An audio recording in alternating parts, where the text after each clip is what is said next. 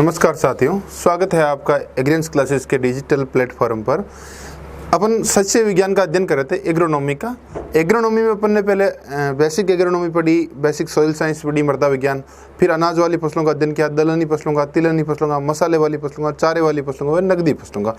हर फसल में जो कीट हुई बीमारियां होती थी, फसल के साथ उनका अध्ययन किया कि उनकी मुख्य कौन सी बीमारियां होती है या कोई मुख्य बीमारी है तो उसका नियंत्रण क्या है, कौन सी प्रतिरोधी किस्म है, कौन कौन से कीट है, उनके बारे में कैसे क्वेश्चन आ सकते हैं।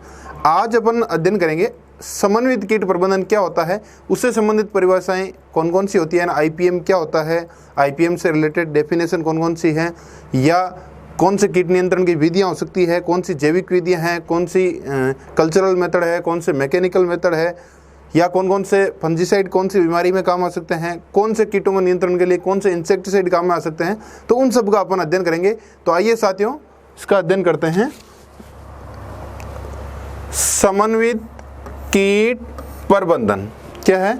समन्वित कीट प्रबंधन, समन्वित यानी इंटीग्रेटेड, कीट यानी पेस्ट, यहाँ पेस्ट भी बोल सकते हैं, और वैसे यहाँ इंसेक्ट लिखना चाहिए क्योंकि पेस्ट एक बड़ी डेफिनेशन है जिसमें इंसेक्ट भी आ सकते हैं, डिजीज भी आ सकती है, निमेटोड्स भी आ सकते हैं। वो शब्द को एक सम्मिलित रूप से क्या कहते हैं? पेस्ट। वैसे अपन यहाँ क्या पढ़ रहे हैं?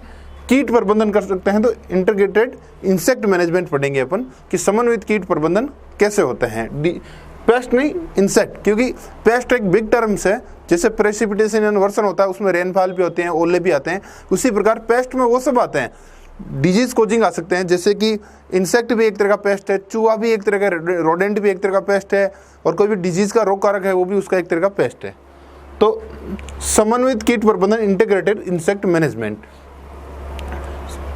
जैसे सामान्यतः क्या होता है कि कोई कीट है तो उस पर इंसेक्टिसाइड का छिड़काव कर देते हैं, तो वो एक रासायनिक प्रयोग हुआ। लेकिन रासायनिक प्रयोग के ज़्यादा उपयोग से एनवायरनमेंट के लिए, मनुष्य की हेल्थ के लिए नुकसानदायक है। इसलिए रासायनिक प्रयोगों के प्रयोग को कम करना, बिल्कुल ऐसा नहीं प्रयोग नहीं करना है, उनके यूज़ को कम करना और उन पर डिपेंडेंसी कम करके यांत्रिक विधियाँ, जैविक विधियों को अपनाकर कीटों को एक निश्चित अवस्था तक नियंत्रण करना। यानी ऐसा नहीं है कीटों को पूर्ण रूप से नष्ट करना, यानी कीटों की संख्या को एक निश्चित स्तर तक कम करने के लिए रासायनिक उर्वरकों पर, रासायनिक कीटनाशकों पर, यानी केमिकल जो इंसेक्टिसाइड है उन पर निर्भरता कम करके यांत्रिक व जैविक विधियों का भी साथ में प्रयोग करना एक तरह का आईपीएम है। यानी ये कह सकते हैं कि यांत्रिक, भौतिक व जैविक विधियों का समावेश, यानी एक ही फसल में, जैसे एक ही कीट नियंत्रण में या कहीं भी एक फसल में यांत्रिक, भौतिक या जैविक विधियों का समावेश करके रासायनिक कीटनाशकों का प्रयोग कम से कम करते हुए कीट नियंत्रण करना। इसका मतलब ये नहीं है कि कीटनाशकों का प्रयोग बिल्कुल नहीं है। रासायनिक कीटनाशकों पे डिपेंडेंसी यानी उनका प्रयोग, उन पर निर्भरता कम करनी है रासायनिक कीटनाशकों की। उसके साथ साथ यांत्रिक, भौतिक, जैविक, यानी सब विधियों का समावेश करना। भौतिक विधियां कीट नियंत्रण की, जैविक विधियां, यांत्रिक विधियां, सबका समावेश करना। वे रासायनिक कीटनाशकों की मात्रा को कम लेवल तक प्रयोग करते हुए कीटों का नियंत्रण करना। यानी कीट नियंत्रण में रासायनिक विधियों के साथ रासायनिक कीटनाशकों के प्रयोग पर कम निर्भर रहते हुए यांत्रिक, भौतिक व जैविक विधियों का समावेश कर रासायनिक कीटनाशकों का प्रयोग कम से कम करते हुए कीट नियंत्रण करना ही समन्वित कीट प्रबंधन है। समन्वित कीट प्रबंधन मतलब सभी विधियों का समावेश करना एक साथ, रासायनिक, भौतिक, जैविक, वो एक समन्वित कीट प्रबंधन होता है। इस विधि में कीटों की संख्या आर्थिक सतही स्तर से नीचे रखी जाती है। यानी समन्वित कीट प्रबंधन में कीटों की संख्या आर्थिक सतही स्तर से नीचे रखी जाती है। अब आगे अध्ययन करेंगे आर्थिक सतही स्तर होता क्या है। समन्वित कीट प्रबंधन हमेशा पर्यावरण के लिए सेफ होता है। क्या होता है? सेफ टू एनवायरनमेंट होता है, सेफ टू क्लाइमेट होता है। तो समन्वित कीट प्रबंधन का मतलब रासायनिक कीटनाशकों का प्रयोग को कम करते हुए भौतिक, यांत्रिक, जैविक विधियों का साथ में समावेश करके कीट नियंत्रण करना। अब अपन ने पढ़ा था ना आर्थिक सतही स्तर। एक होता है आर्थिक सतही स्तर, आर्थिक दहलीज स्तर या आर्थिक सतही स्तर, आर्थिक दहलीज स्तर। दूसरा होता है आर्थिक सतही स्तर। दोनों अलग अलग नाम हैं। क्या है? आर्थिक दहलीज स्तर और आर्थिक सतही स्तर। एक होता है ETL, एक होता है EIL। ETL मतलब इकोनॉमिक थ्रेशोल्ड लेवल। तो पहला वर्ड है ETL, इकोनॉमिक थ्रेशोल्ड लेवल। इसमें EIL, economic injury level, economic injury level. आर्थिक सतही स्तर, आर्थिक दहलीज स्तर, ये क्या है? ETL, ये होता है EIL। देखो एक ग्राफ से समझाता हूं मैं पहले नॉर्मली। ये देखिए, ये मैंने एक ग्राफ बनाया है। इधर मैं इंसेक्ट या कीटों की संख्या लिख रहा हूं, कीटों की संख्या, यानी इस तरफ कीटों की संख्या बढ़ रही है। एक फसल पर एक निश्चित कीट होते हैं जो फसल को कोई विशेष नुकसान नहीं पहुंचाते हैं, नॉर्मल होता है। लेकिन एक वो स्तर जिसको बोलते हैं इकोनॉमिक थ्रेशोल्ड लेवल, यानी इससे नीचे कीटों की संख्या होगी, ये कीटों की संख्या, इससे नीचे कीटों की संख्या होगी तो कोई विशेष अपन को नियंत्रण पर पैसा खर्च करने की आवश्यकता नहीं है। ये वो लेवल है जब इकोनॉमिक थ्रेशोल्ड लेवल, ये ETL लेवल है। क्या है? ETL।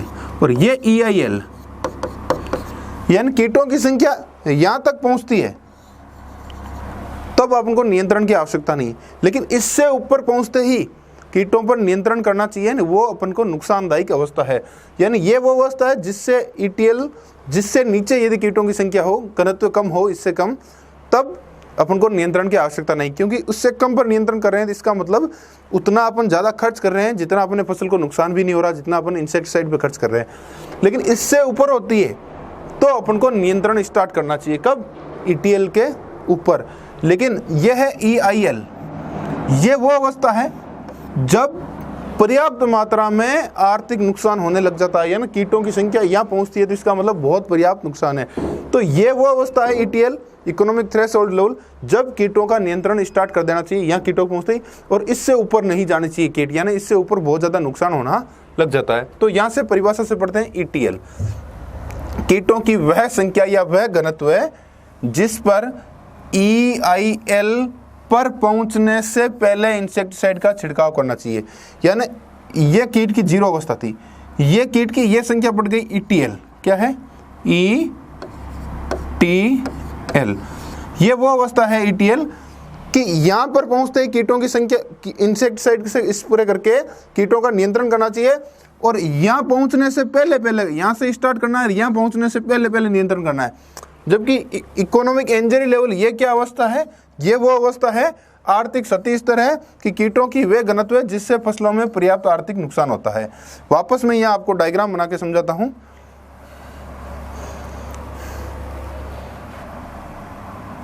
इसको मिटा देते हैं अपन एक वापस आपको डायग्राम बना के दिखाते हैं। देखिए जी, यह है कीटों की संख्या, कीटों की संख्या बढ़ रही है ऊपर। ये वो लेवल है जब आपको ETL बोलते हैं, ये वो लेवल है EIL, यानी ये है कीटों की 0 संख्या।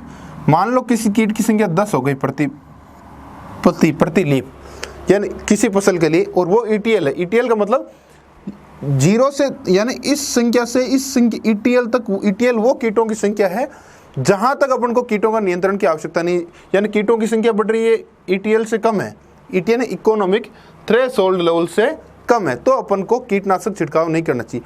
लेकिन ETL वो अवस्था आ गई कि इससे ऊपर यदि कीटों की संख्या बढ़ रही है तो नियंत्रण करनी चाहिए और EIL तक नहीं पहुंचने देना चाहिए। लेकिन EIL वो अवस्था है जब पर्याप्त मात्रा में नुकसान होने लग जाता है, यानी एक सतही स्तर है, और ETL वो स्तर है जिससे ऊपर यदि कीटों की संख्या जाती है तो उसको EIL से पहुंचने से पहले नियंत्रण करना चाहिए। अब जो ETL लेवल है वो हर कीट का हर फसल के लिए अलग अलग है। जैसे उदाहरण के लिए सफ़ेद मक्खी जो कपास में होती है, व्हाइट फ्लाई, क्या होती है? White fly. कॉटन में जो व्हाइट फ्लाई होती है, कॉटन में जो व्हाइट फ्लाई होती है उसका एक ETL लेवल दे रखा है, 5 से 10 वयस्क यानी एडल्ट प्रति पत्ती या 20 निम्फ प्रति पत्ती या प्रति लीफ होते हैं तो वो ETL लेवल है। और उससे यदि कम है, यानी आपके 3-4 वयस्क प्रति पत्ती मिल रहे हैं तो आपको नियंत्रण की आवश्यकता नहीं है। लेकिन 5 से 10 वयस्क केवल, इसका मतलब ईटीएल अवस्था वह नियंत्रण स्टार्ट करना चाहिए। अब है नॉर्मल, अपन ने पढ़ा था समन्वित कीट प्रबंधन, ईटीएल, एआईएल। अब अपन पढ़ रहे हैं कीट प्रबंधन की विधियां कौन कौन सी है, यानी मेथड ऑफ इंसेक्ट कंट्रोल। जैसे पहली विधि दी है यांत्रिक विधि। यांत्रिक मतलब मैकेनिकल मेथड, यानी यंत्र द्वारा या किसी कोई मैकेनिकल चीज के द्वारा कीटों का नियंत्रण करना। जैसे इंसेक्टिसाइड का स्प्रे करें तो वो रासायनिक है, ट्राइकोडर्मा का प्रयोग कर रहे हैं तो वो एक तरह का जैविक में आ गया। इसी प्रकार यांत्रिक मतलब मैकेनिकल मेथड, जैसे खेत के चारों ओर खाई खोदना। एक उदाहरण लिखा है, जैसे कातरा नियंत्रण। जैसे जो कातरा होता है, रेड हेयर कैटरपिलर, वो क्या करता है, एक जगह है और ये दूसरी ओर गति करता है, एक खेत से दूसरे खेत में। इस खेत में मान लो कातरा है, इस खेत में यदि कातरा नहीं है तो इस खेत से इस खेत में नहीं फैले, इसके लिए बीच में एक खाई खोद दी जाती है, उसमें पानी वगैरह भर दिया जाता है ताकि वो कातरा रेंगता हुआ आता है तो इस खाई में गिर जाता है। तो ये एक तरह का खेत के चारों ओर खाई खोद के भी बाहर से जो कातरा आता है उसको उस खेत में आने से रोका जा सकता है। तो ये एक प्रकार का यांत्रिक नियंत्रण का उदाहरण है। दूसरा है यांत्रिक में फलों को ढकना। जैसे कोई फल है उनको पॉलीथीन से या ढक देते हैं तो उसमें कोई कीट का प्रकोप नहीं हो पाता है। कवरिंग मतलब कवरिंग ऑफ फ्रूट्स। ट्रैप यंत्रों का प्रयोग करना। अगला, तने को पॉलीथीन के शीट से ढकना। जैसे कि मैंगो पढ़ेंगे अपन हॉर्टिकल्चर में, उसमें मैंगो मिलीबग आएगा, उसके नियंत्रण के लिए ग्रीस से या पॉलीथीन से उसके तने को कवर कर देते हैं। तो कीट प्रबंधन की यांत्रिक विधियां में उदाहरण लिखे हैं, ये एग्जाम्पल है, और भी एग्जाम्पल हो सकते हैं। खेत के चारों खाई खोदना, फलों को ढकना, ट्रैप यंत्रों का प्रयोग करना, तने को पॉलीथीन की शीट से बांधना। अब है भौतिक यानी फिजिकल मेथड। फिजिकल मेथड में वो सब मेथड काम में आते हैं जैसे जिसमें गामा विकिरणों का प्रयोग करते हैं या तापमान व आर्द्रता का इसमें समन्वय हो। जैसे नमी नियमन। नमी नियमन कैसे कि एक फिक्स, जैसे हम लोग भंडारण है, आपने एक फिक्स नमी से नीचे रखा तो कीट नहीं होंगे, और ज़्यादा नमी पर भंडारण किया तो कुछ कीट ज़्यादा हो सकते हैं। फ्लेम थ्रोवर, ये फ्लेम थ्रोवर जो आपके आता है ये लोकस्ट कंट्रोल में काम आता है। तो ये कल जो अपन मेथड पढ़ रहे हैं कीट नियंत्रण के, जैसे यांत्रिक विधियाँ, ये कोई ज़्यादा इंपॉर्टेंट नहीं, समझने के लिए आपके दिमाग में होना चाहिए यांत्रिक विधियाँ कौन सी होती हैं, भौतिक विधियाँ कौन सी होती है। इसमें और सारी भी हो सकते हैं, 2 उदाहरण आपको समझने के लिए लिखा है। अब है कर्षक यानी कल्चरल विधियाँ, यानी खेती में ऐसा क्या कल्चरल जो प्रैक्टिसेज होती है, पैकेज जो प्रैक्टिसेज होती है खेती की, उसमें क्या बदलाव किया जाए जिससे कीट नियंत्रण हो सकता है। जैसे गर्मियों की गहरी जुताई। गर्मियों में गहरी जुताई करने से क्या होता है कि जो इंसेक्ट के जो डोरमेंट अवस्था होती है जैसे प्यूपा वगैरह, तो जो वो तवेदार हल से मिट्टी को पलटा जाता है तो नीचे जो प्यूपा वगैरह होता है, डोरमेंट अवस्था होती है इंसेक्ट की, वो बाहर आ जाते हैं और धूप लगने से गर्मियों में वो नष्ट हो जाते हैं। ये एक तरह का कीट नियंत्रण का तरीका है। बुआई समय पर, टाइम ऑफ सोइंग, जैसे मान लो किसी फसल को जल्दी बोना हो, जल्दी बुआई करने से जल्दी मैच्योरिटी आ जाती है, या किसी को लेट होता है, टाइम ऑफ इंसेक्ट अटैक और टाइम ऑफ सोविंग का भी एक बहुत रिलेशन होता है। प्रतिरोधी किसमें होगा ना, यानी रेजिस्टेंट वेराइटी होगा ना, क्या होना, यानी किसी कीट में कुछ किस्में ऐसी होती है जिसमें उस कीट का प्रकोप नहीं होता, प्रतिरोधक क्षमता पाई जाती है, रेजिस्टेंट वेराइटी होगा ना। फसल चक्र ये भी बहुत इंपॉर्टेंट है कि कुछ जैसे बीमारी में भी ये बहुत इंपॉर्टेंट है। जैसे मान लो बीमारी में आपको उदाहरण देता हूँ, जैसे किसी फसल में उकटा का प्रकोप अधिक होता है, तो जैसे जीरा में विल्ट या उकटा का प्रकोप होता है, तो अगले सीजन में अपन को गेहूं का प्रयोग करना, गेहूं उगानी चाहिए ताकि वो जीरे में विल्ट का कम अटे गए, उसमें फसल चक्र अपनाना चाहिए, बीच में सरसों का फसल खेती करनी चाहिए। पौधे की कटाई छटाई 5 फसलें ट्रैप क्रॉप का साथ होगा ना, ये सभी ट्रैप क्रॉप हम आगे पढ़ेंगे क्या होती है ट्रैप क्रॉप। तो कर्षक विधियां है ना, पैकेज ऑफ प्रैक्टिसेज में या कल्चरल प्रैक्टिसेज में अपनी खेती में क्या क्या चेंज करना जिससे कीटों का नियंत्रण हो सकता है, ये सब कल्चरल में। तो एक बड़ा भौतिक विधियां, एक यांत्रिक विधियां कीट नियंत्रण की, एक कर्षक विधियां।